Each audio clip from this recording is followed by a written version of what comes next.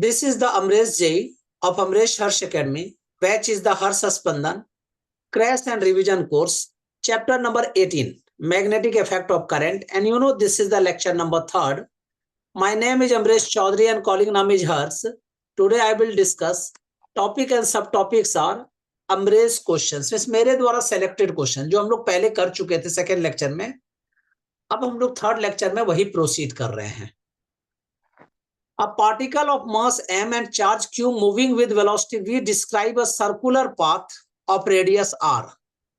When subjected to a uniform transverse magnetic field of induction B, the work done by the field when the particle completes one full cycle.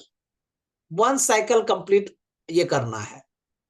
तो देखो magnetic force जो होता है वो हमेशा perpendicular होता है डायरेक्शन ऑफ द मोशन का. यस और नो? अगर ये चार्ज पार्टिकल मूव कर रहा है तो मैग्नेटिक फील्ड क्या होगा? इसका परपेंडिकुलर होगा. तो वर्क डन क्या होगा? W इज इक्वल टू क्या फॉर्मूला होता है? F S cos theta. Theta कितना है? 90 डिग्री. तो you no F into S into cos 90. Cos 90 की वैल्यू क्या होती है? 0. So you can say that work done is 0. Next question. A charged particle of mass m and charge q moves along a circular path of radius r. देखना. That is perpendicular to a magnetic field B. The time taken by the particle to complete one revolution. देखना. Work done वो अलग होगा और यहाँ पे time period जो होगी वो क्या होगी? वो बिल्कुल अलग होगी. तो हमें वो टाइम पीरियड निकालना है बेटा. तो पहले radius r is equal to क्या फॉर्मूला होता है बताइए? mv upon qb. Time is equal to distance upon velocity 2 pi r upon v. Yes or no? तो 2 pi upon v into mv upon qb. v cut. You can say 2 pi m upon qb. So answer is D number. Yes or no? Yes, sir. Next. The time period of a charged particle undergoing a circular motion in a uniform magnetic field independent of. कहता है ये किससे independent होगा? तो देखो time period का भी formula हम लोगों ने डराइव किया था.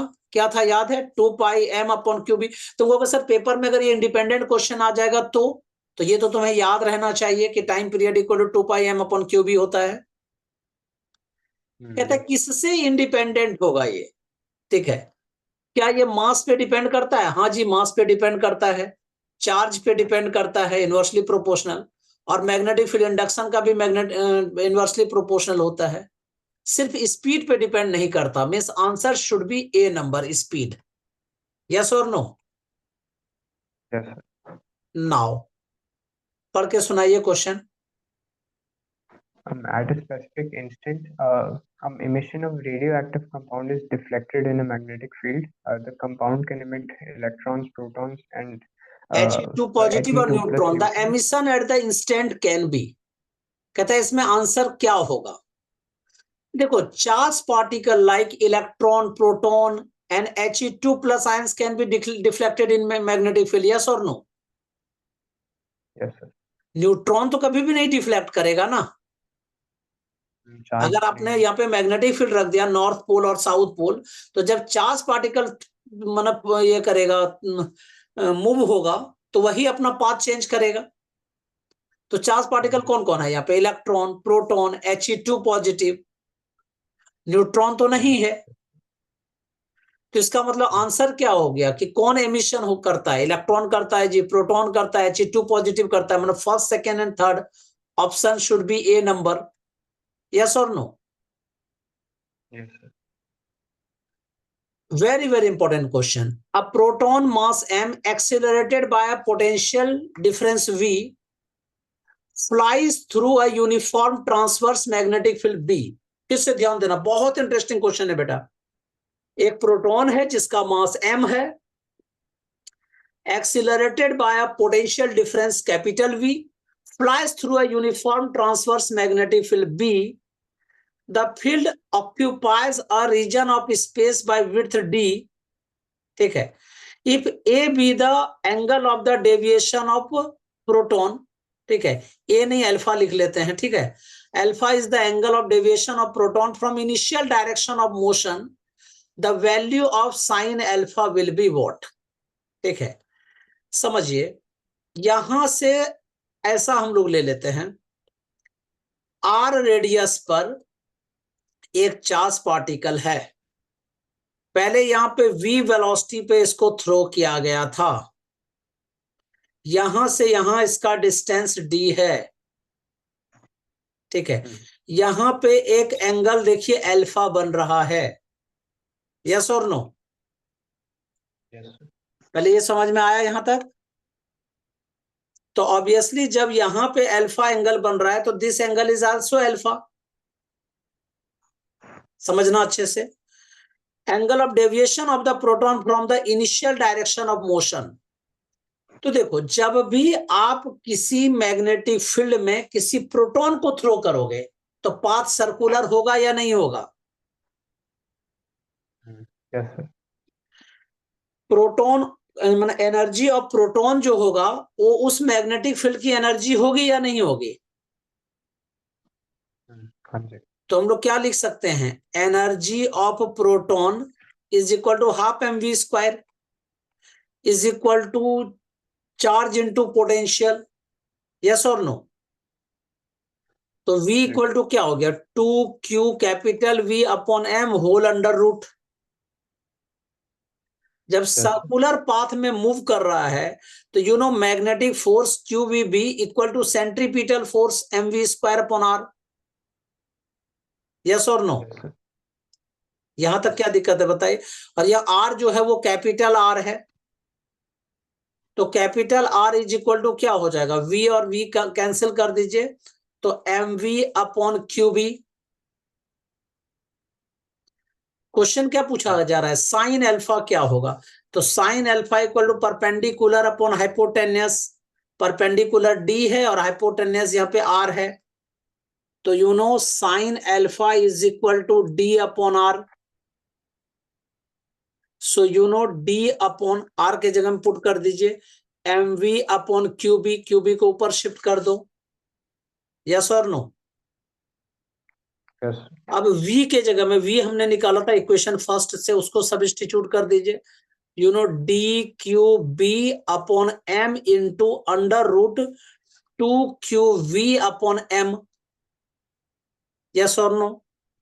रेसिप्रोकल कर देते हैं, DQ capital B upon small m under root small m upon 2Q capital V, yes और no?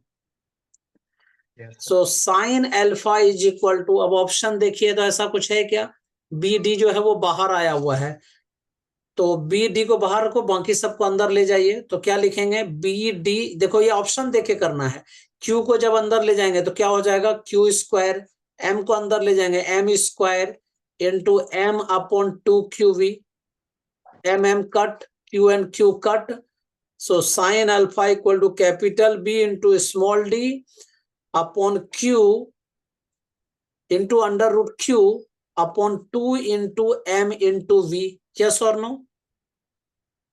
Yes sir. So option should be BD upon under root Q upon 2MV. So option should be B number, yes or no? Sir. Now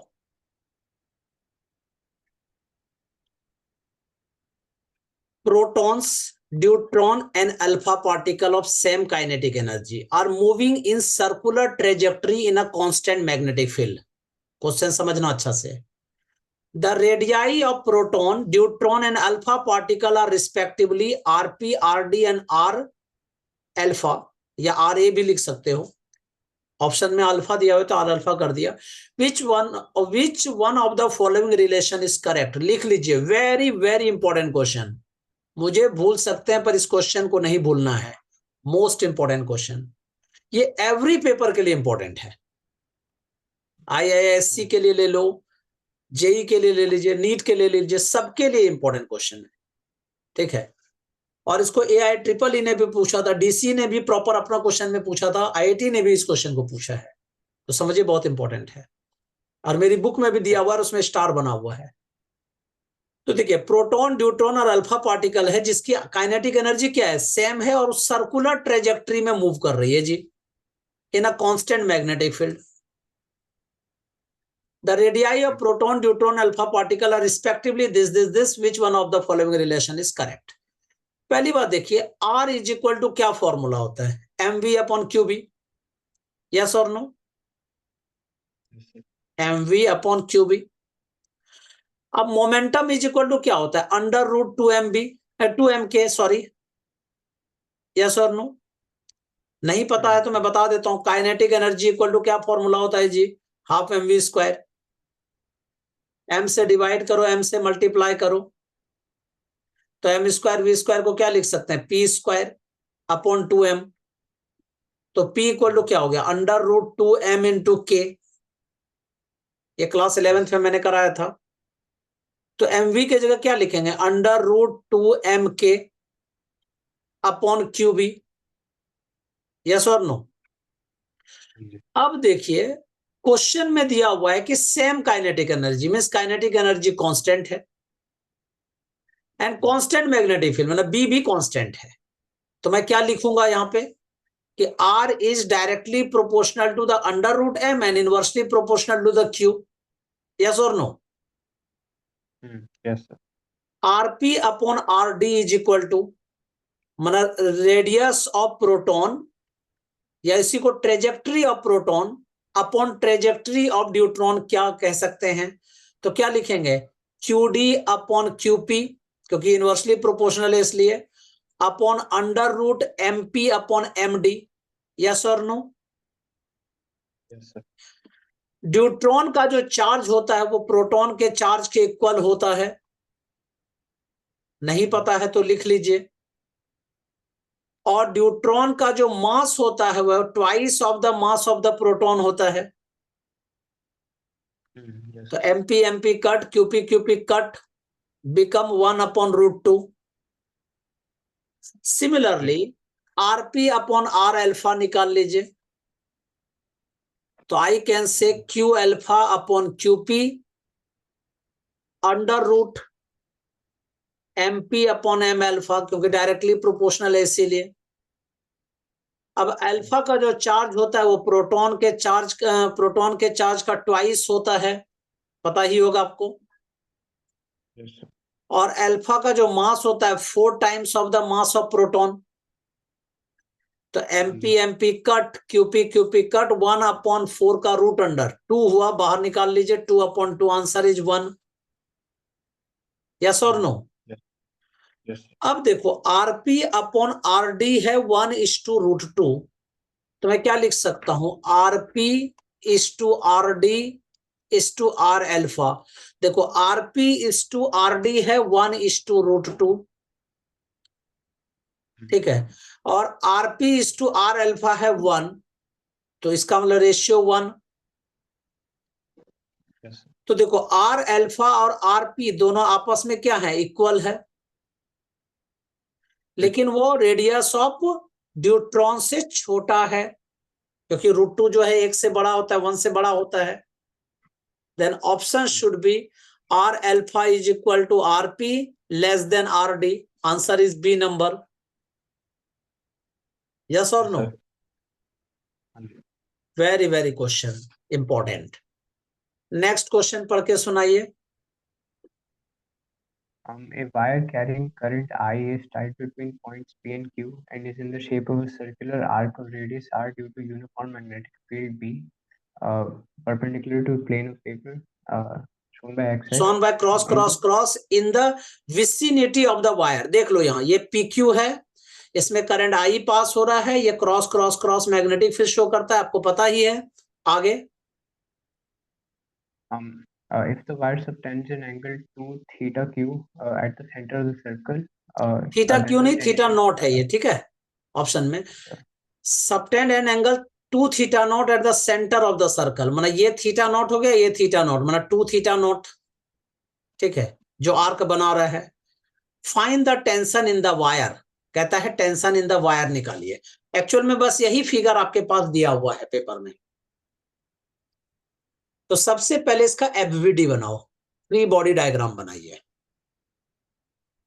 देखो ये arc है, तो ये मैंने arc यहां से यहां बना दिया, यस और नो। Yes. ये 2 थीटा नॉट था, तो this angle is theta naught, this angle is also theta naught, yes और नो। Yes. अब यहाँ पे मैग्नेटिक फील्ड है, तो फोर्स जो है अपवर्ड हो जाएगा, क्योंकि क्रॉस क्रॉस है इसलिए। डॉट डॉट होता तो इनवर्ड होता है।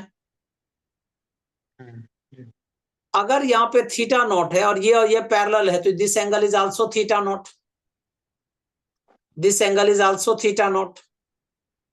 यहां पे टेंशन टी होंगे, तो दो कंपोनेंट इसका हो गया, इधर हो गया टी कॉस थीटा नॉट और इधर हो गया T sine theta not. Similarly T cos theta not and T sine theta naught, yes और नो।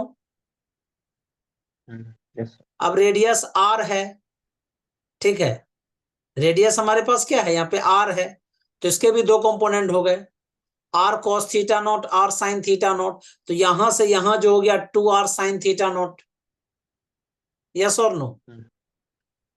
तो अगर वो इक्विलिब्रियम है, तो मैं क्या लिखूंगा, for the equilibrium of the arc, ठीक है। Force F is equal to, force upward लग रहा है, T sine theta naught, T sine theta naught नीचे लग रहा है, तो T sine theta naught, yes और नो। अब यहां देखिए 2t साइन थीटा नॉट हमने लिख दिया है। Yes, अब sir. इसको बैलेंस कर दीजिए, ठीक है। Force F is equal to क्या होगा बताओ, यहां पे उसको हम लोग किस टर्म में लिखना चाहते हैं, आर साइन थीटा नॉट के फॉर्म में लिखना चाहते हैं। तो क्या होगा, F equal to I L B sine theta, यही होता है। तो करंट इज आई एल, मतलब डिस्टेंस कितना है 2r sine theta naught into magnetic field is B, maximum force अगर निकालना है तो, यस और no. This is the equation number first and you know this is the equation number second. यहां तक समझ आया अच्छा से या नहीं?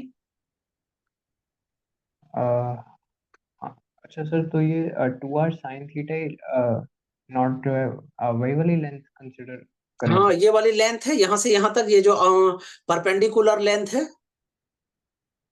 ओके, ठीक है। क्लियर है? करके देख लो। अब दोनों आपस में इक्वल है, तो मैं क्या लिख सकता हूं, from equation first and second, first and second, you know 2t sin theta naught is equal to I into 2r sin theta naught into b, ठीक है। तो देखो sin theta naught cut, 2 and 2 is cut, so tension T is equal to I into b into r, so you can say answer is C number, tension T is equal to IBR। Clear है? Yes. Next question पढ़ के सुनाइए। A conductor lies along the z-axis at minus 1.5 is less than equal to z is less than equal to 1.5 meter and carries a fixed current of 10 ampere in minus एज एट minus एप direction. रुको, इसका figure यहां मैंने बनाया नहीं है, फिगर मैं बना देता हूं। इसका फिगर इस टाइप का है, सॉरी। यहां दो सिलेंडर बना दीजिए, ठीक है। सिलेंडर नंबर 1, सिलेंडर नंबर 2, क्योंकि दो कंडक्टर इस तरह से दिया हुआ है। यहां इस डायरेक्शन में y है, ये 1.5 दे रखा है, ये 2.0 दे रखा है, ठीक है। And this distance is also here to here, radius is 1.5, here it is the z axis and current is I, and इस प्लेन में मैग्नेटिक फील्ड काम कर रहा है, यही फिगर दिया है। हाँ, पढ़िए अब। For a field, B is equals to 3 into 10 to the power minus 4 into e raised to minus 0.2x alpha y Tesla. Find the power required to move the conductor at constant Constant speed to speed to x equal to 2.0 meter, y equal to 0 meter in 5 into 10 to the power minus 3 second. Assume parallel motion along the x axis. देखो question को फिर से समझिए, force यहां पे लग रहा है और डिस्प्लेसमेंट हो रही है, तो work done is equal to क्या होगा, फोर्स इंटू डिस्प्लेसमेंट। कहां से कहां तक, कितना मीटर से, 0 मीटर से लेकर 2 मीटर तक, ठीक है। तो फोर्स इज इक्वल टू क्या फॉर्मूला होता है, आई एल बी, ठीक है। तो I L B D X from 0 से 2, सबकी वैल्यू सब्स्टिट्यूट कर दीजिए। 10 into 3 into 3.0 into 10 to the power minus 4 e to the power negative of 0.2x dx, ठीक है। अब 3 इंटू 3 9, तो 9 into 10 to the power minus 3 0 to 2 e to the power minus 0.2x dx। अब 9 into 10 to the power minus 3, अब e to the power minus x का integration कर दीजिए, e to the power minus 0.2x upon minus 0.2, lower limit is 0, higher limit is 2। अब higher limit minus lower limit substitute कीजिए, तो 9 into 10 to the power minus 3 upon 0.2 into negative of e to the power minus 0.2 into 2 plus e to the power 0. Then you know 9 into 10 to the power minus 3 upon 0.2, e to the power 0 की value 1 होती है, minus e to the power minus 0.4, 9 into 10 to the power minus 3 upon 0.2 into 1 minus, अब e to the power minus 0.4 की value given होगी table में आपके पास, और उसकी वैल्यू होती है 0.67। सो 0.67 यहां सब्स्टिट्यूट कर दीजिए।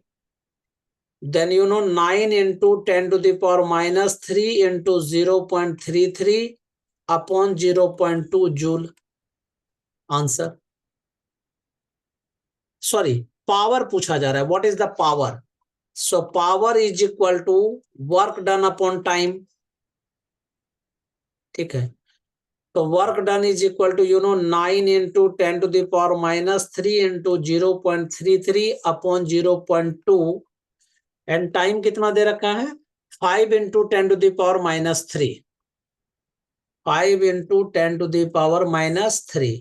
अब सॉल्व कर दीजिए इसको, और इसको कट कर दिया मैंने, 5 इंटू 0.2 तो 1 हो गया, 9 इंटू 0.33 को मल्टीप्लाई कर दीजिए, just a minute, 9 into 0.33, answer is 2.97 what.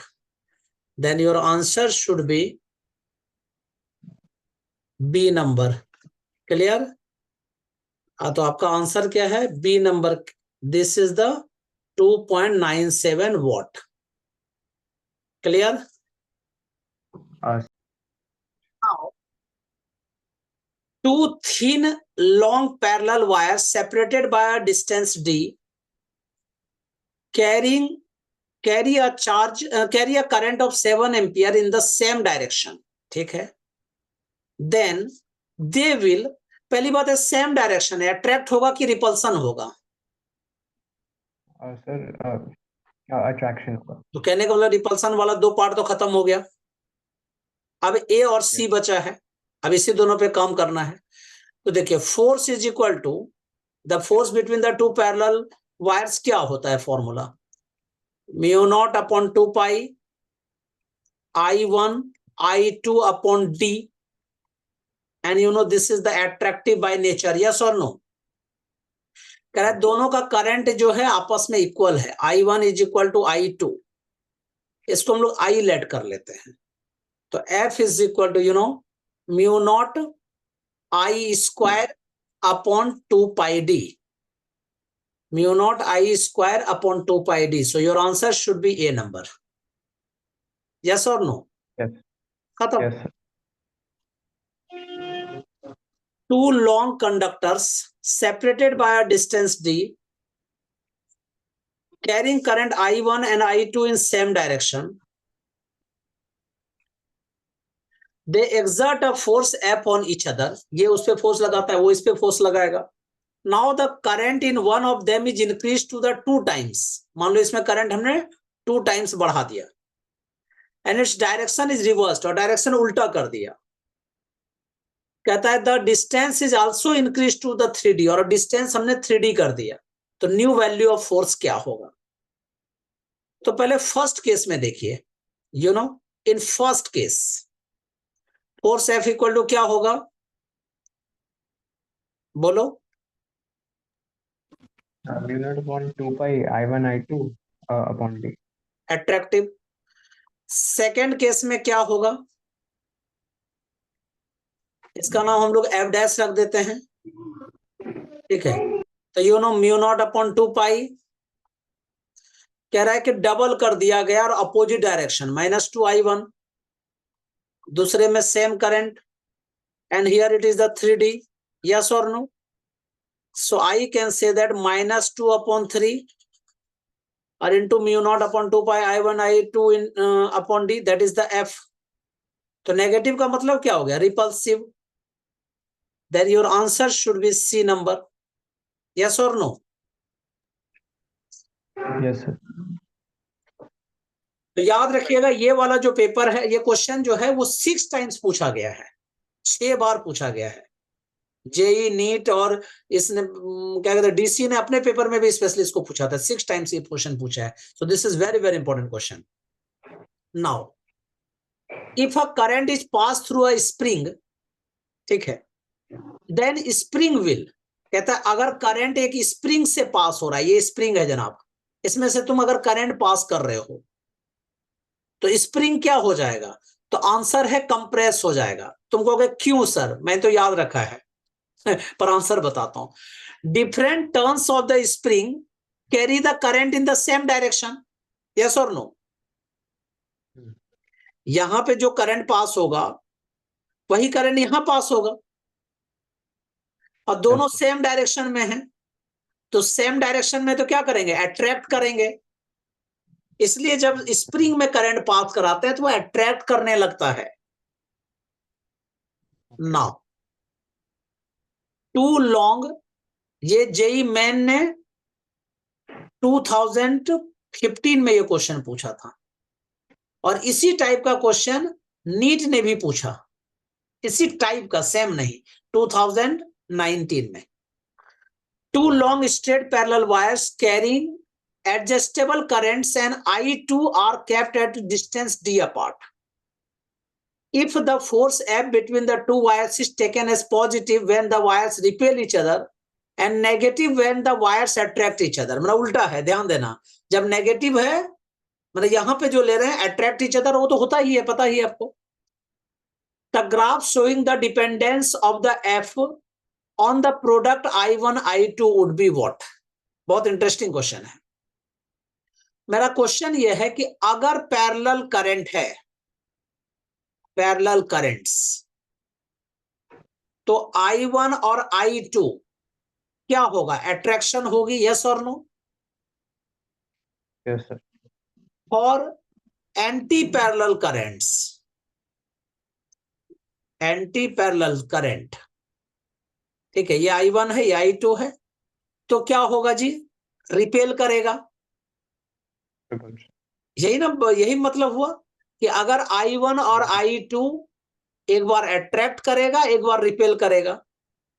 अब कह रहा है कि अगर if the two wires is taken as positive when repel each other, ठीक है, जब ये रिपेल कर रहा है यहां पे, तो इसको हमें पॉजिटिव लेना है,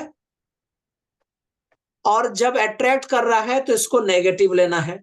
माना एक पॉजिटिव एक्सिस में लेंगे, एक नेगेटिव एक्सिस में लेंगे.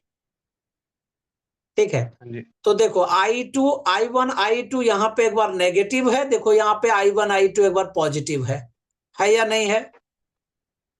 तो आंसर ए नंबर दिख रहा है. अब तुम कहोगे सर यहां भी तो देखो I1 I2 पॉजिटिव है और यहां पे सर नेगेटिव है, आप तो बी नंबर भी तो कह सकते थे. तुम्हारा क्वेश्चन ये भी होना चाहिए, ठीक है। सर सी और डी तो नहीं दिख रहा है, अलग बात है, ठीक है। लेकिन देखो अगर I1 I2 ये हमारा क्या है, एक्स एक्सिस है, एक्स पॉजिटिव इसमें वाई पॉजिटिव, दोनों पॉजिटिव है, तो ऐसा कैसे हो सकता है, ठीक है। अच्छा, इसीलिए option is a number, so your correct option is a number here. Now this is also very very important question. Two long current carrying thin wires, both with current I, are held by insulating threads of length L and are in equilibrium as shown in the figure. देखो ये है equilibrium में है, with threads making an angle theta with the vertical, ठीक है, theta angle बना रहा है. If wires have mass lambda per unit length, ठीक है, lambda is equal to क्या है, mass per unit length, then the value of I is what, ठीक है, where G is the gravitational acceleration, पता ही है, ठीक है. तो सबसे पहले इसका एफबीडी बनाइए, ठीक है. देखो ये दोनों है, इन दोनों पे इधर फोर्स एफ काम करेगा या नहीं करेगा, टेंशन टी होगी, यहां पे थीटा एंगल हो गया, तो this one is the T cos theta, in this direction this is the T sine theta, and here it is the M G. Yes और नो? एम जी को ही हम लोग M equal to lambda into L, तो lambda L G लिख सकते हैं. Yes और नो? अब देखो इसका लेंथ एल है, ये थीटा है, तो ये वाला क्या हो गया, एल कॉस थीटा, ये वाला क्या हो गया, एल साइन थीटा, तो यहां से यहां लेंथ क्या हो गया, 2l साइन थीटा, ठीक है. टी कॉस थीटा ऊपर लग रहा है, अगर इक्विलिब्रियम में है तो मैं क्या लिखूंगा, टी कॉस थीटा ऊपर लग रहा है, तो नीचे कितना लग रहा है जी, लेमडा एल जी. हाँ कुछ दिक्कत है क्या? नहीं समझ आ रही. ठीक है. अब T cos theta is equal to lambda L G and T sine theta is equal to, अब इन दोनों के बीच में फोर्स जो लग रहा है, T sine theta is equal to force. Yes और नो? तो फोर्स इज इक्वल टू क्या होगा, म्यू नॉट अपॉन 2 पाई. यहां तक क्लियर है? इनटू, अब दो वायर है तो दोनों का करंट लिखेंगे हम लोग, तो आई इंटू आई अपॉन 2l साइन थीटा, और ये फोर्स पर यूनिट लेंथ होता है, तो इनटू लेंथ, लेंथ को अगले साइड लेके चले जाएंगे. यहां तक समझ आया या नहीं आया? सर तो ये वाला जो फॉर्मूला है फोर्स का, ये तो हम तब लेते हैं ना जब पैरेलल कंडक्टर. हाँ, तो दोनों पैरेलल कंडक्टर ही तो है दोनों. यहाँ पे देखो ये यहाँ पे ये करंट एलिमेंट इस तरह से है, यहाँ पे करंट एलिमेंट ये है, ठीक है. उन दोनों के बीच का फोर्स मैं ले रहा हूं, इसलिए तो 2l साइन थीटा हो गया, नहीं तो डायरेक्ट मैं लेंथ d नहीं ले लेता दोनों के बीच में. You know, this one is the equation number first and this one is the equation number second, you know, dividing equation second by first, तो क्या लिखेंगे, t sin theta upon t cos theta is equal to mu naught upon 2 pi I square L upon 2l sin theta into, ठीक है, reciprocal इसको कर दीजिए, ठीक है, 1 अपॉन लेमडा एल जी, और एल क्या है, कैपिटल एल है, इसलिए कैपिटल एल लिखेंगे, ठीक है. तो T and T is cut, sign theta upon cos theta become tan theta, ठीक है.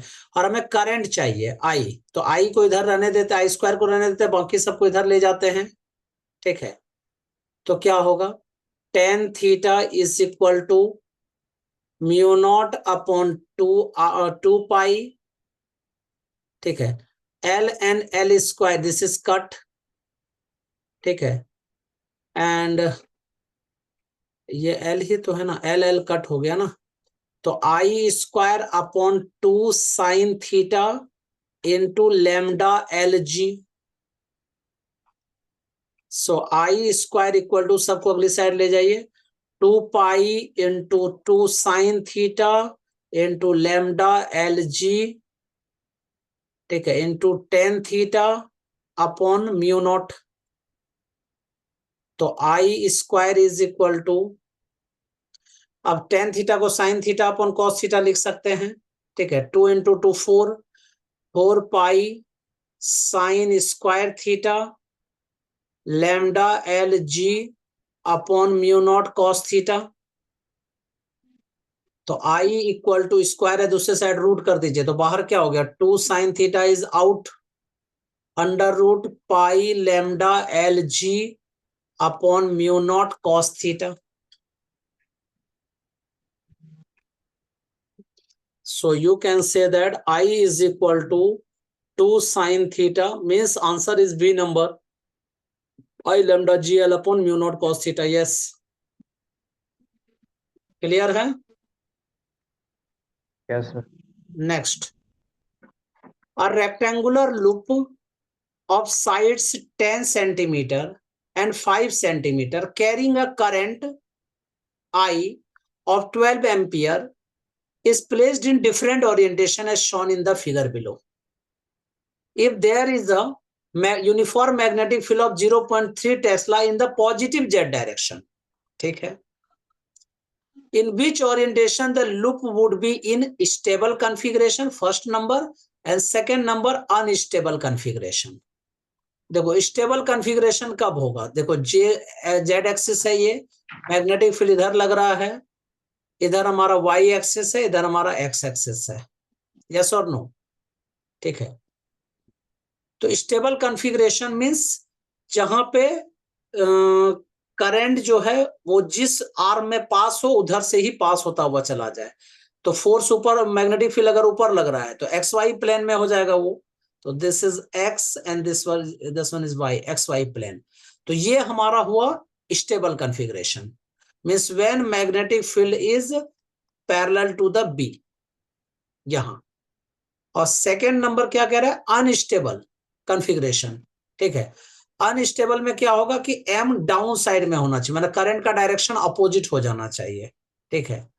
तो करंट का डायरेक्शन हम लोग क्या ले लेंगे कि अपोजिट साइड, मीन्स इस तरह से, ये हो गया बी और ये हो, सॉरी, ये हो गया एक्स एक्सिस, ये है Y axis, just a minute, ये है वाई एक्सिस, ये है जेड एक्सिस और इधर एक्स। अब यहां से करंट पास हो गए, इधर चला जाएगा, मीन्स इधर डाउन की तरफ, means M is anti parallel, ठीक है। तो M is negative of vector of B. So answer is D number, ये वाला फिगर दिख रहा है और बी नंबर दिख रहा है। बी एंड डी ऑप्शन कौन सा है, C number. So correct answer is C number. Now ये एम क्या था इसमें? ये मैग्नेटिक फील्ड था, उसमें मैग्नेटिक मोमेंट था, एम था, और बी जो है यहाँ पे मैग्नेटिक फील्ड इंटेंसिटी है, ठीक है। तो स्टेबल कॉन्फ़िगरेशन कब होगा, ठीक है, जब एम और बी दोनों एक ही डायरेक्शन में जा रहे होंगे और दूसरी बात जो एंटी डायरेक्शन में जा रहे होंगे, ठीक है। तो you know answer should be B and D. If an ammeter is to be used in a place of a voltmeter, then we must connect with the ammeter, ठीक है, a high resistance in series, yes or no?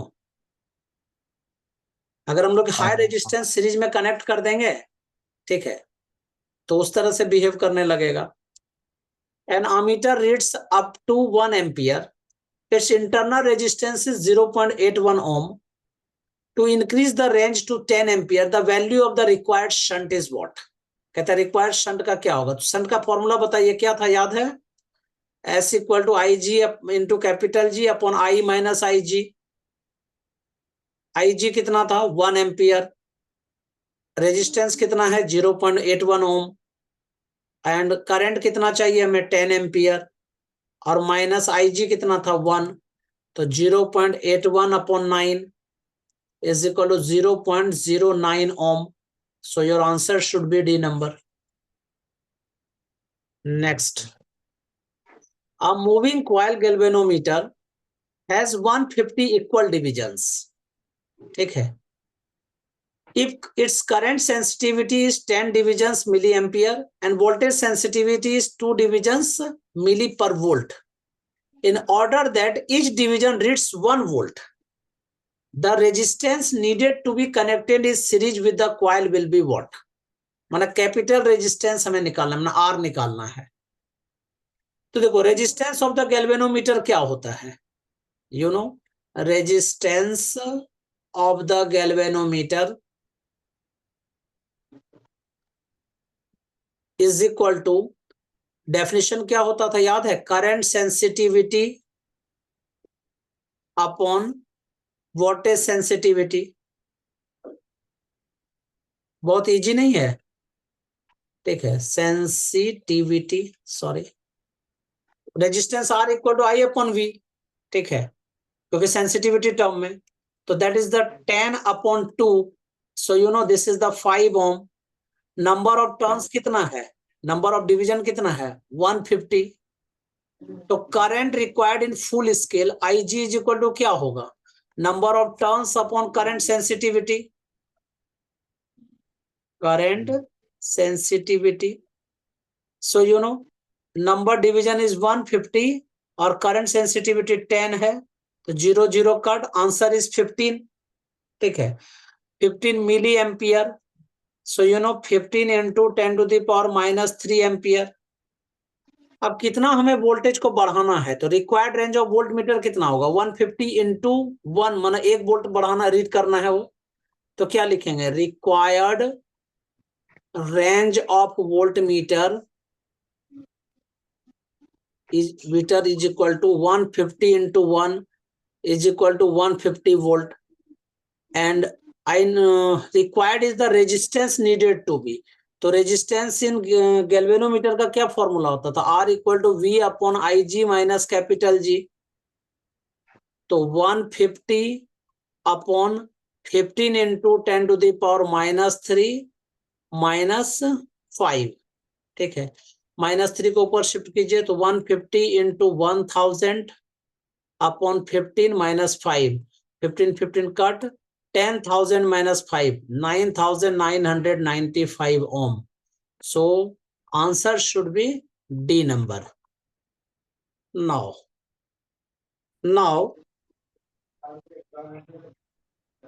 this question has statement 1 and statement 2. Of the 4 choices given after the statement, choose the one that best describes the two statements. First number, higher the range, greater is the resistance of ammeter. ठीक है। Statement 2, to increase the range of ammeter, additional shunt need to be used across it. ठीक है, तो इसमें कौन सा सही होगा, अरे स्टेटमेंट 1 तो फॉल्स है, higher the range lower the resistance of ammeter, yes और नो, तो स्टेटमेंट 1 क्या है हमारा, फॉल्स है। स्टेटमेंट 2 क्या है, ट्रू है, increase the range of ammeter, additional shunt needed to use across it, तो your answer should be D number, ठीक है। इसको ऐसे भी जस्टिफाई कर सकते हो, I equal to I G into capital G upon I minus I G, for increasing the range I S should be decrease, shunt should be decrease, एक additional shunt को हमें कनेक्टेड करना पड़ेगा, but the net resistance decreases, तो इसलिए statement 1 क्या हो गया, फॉल्स हो गया। नाउ पैराग्राफ टाइप क्वेश्चन, ये जो क्वेश्चन है 37 और 38, उसको इसी पैराग्राफ के बेसिस पे आंसर करना है, तो पढ़ के सुनाइए। A current loop ABCD is held fixed on the plane of the paper as shown in the figure. The arcs BC and DA of the loop are joined by two straight wires AB and CD. A steady current I is flowing in the loop. Angle made by AB and CD at the origin O is 30 degree. Another straight wire with steady current I1 flowing out of the plane is kept at the origin. पहले figure समझ में आ गया, देखो यहां से current pass हो रहा है जी, ऐसे जा रहा है, ऐसे जा रहा है, और फिर इस तरह से आ रही है, यहाँ पे एंगल थीटा 30 डिग्री है, यहाँ पे I1 करंट इधर पास हो रहा है, इधर बाहर में I करंट पास हो रहा है। The magnitude of the magnetic field due to the loop ABCD at the origin, कहता है यहां पर कितना मैग्नेटिक फील्ड काम करेगा, ठीक है। तो net magnetic field is equal to magnetic field due to the AB plus magnetic field due to the BC plus magnetic field due to the CD plus magnetic field due to the DA. yes or no? AB के कारण 0 क्योंकि same direction में है, CD के कारण 0 same direction में है, anti direction में उधर की तरफ आ रहा है टुवर्ड्स दैट। तो अब बचा तो सिर्फ इसके और इसके वजह से ना, तो क्या फॉर्मूला होता है, आर की वजह से जब निकालते हैं तो क्या होता है, mu naught I upon 4 pi A into angle, angle कितना है थीटा मतलब पाई बाय 6, और उसी तरह से डीए की वजह से निकालेंगे। ठीक है, तो mu naught I upon 4 pi B, यहां से यहां लेंथ बी है, into angle is pi by 6। Yes और नो? Yes sir. अब दोनों में देखो, यहां पे करंट इस डायरेक्शन में है, तो माना क्या हो गया, अपवर्ड पॉजिटिव, इधर क्या हो गया नेगेटिव, तो यहां पे माइनस साइन लिख लेते हैं। यस और नो? तो mu naught I upon 4 pi A into pi by 6 minus mu naught I upon 4 pi B into pi by 6।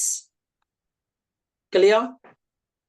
Now I will take common as mu naught I upon 6 4 जा 24 AB, ठीक है, into पाई, और पाई को cut कर दीजिए इसमें, 1 upon ए minus 1 upon B, कोई भी डायरेक्ट लिख दिया मैंने। अच्छा 24 लिख देते हैं, पहले सॉल्व करके दिखा दो, माइनस 1 अपॉन बी डायरेक्ट लिख दो, mu naught I upon B minus A upon 24 A B. ठीक है, then answer should be mu naught I upon B minus A 24 A B. Answer is B number. Sir वो minus कैसे आया था DA में? अच्छा पहले ये देखिए, एडी की वजह से जब निकाल रहे हो, ठीक है, बी सी की वजह से निकाल रहे हो, देखो पहले बी से सी की तरफ डाउनवर्ड पॉजिटिव, डी से ए की तरफ ले जा रहे हो ऊपर नेगेटिव। ठीक है, इसलिए plane into the plane out to the plane बोल रहे हैं, इसलिए due to the presence of the current I1 at the origin. ठीक है, अगर I1 यहां पे ओरिजिन पर करंट है, तो question is here the forces on AB and DC are 0। ठीक है, AB एंड DC पे कह रहा है कि 0 होगा, AB एंड DC पे 0 ना, वो तो पहले भी 0 था। The forces on AD and BC are 0। ठीक है, AD एंड BC 0, यस ये करेक्ट है, बी नंबर। क्यों भाई? The force on AD and BC are 0 because magnetic field due to straight wire on AD and BC is parallel to the elementary loop. जब current I1 इधर पास कर रहा है तो उसके पैरेलल हो जाएगा, पूरा एक वायर की पैरेलल हो जाएगा।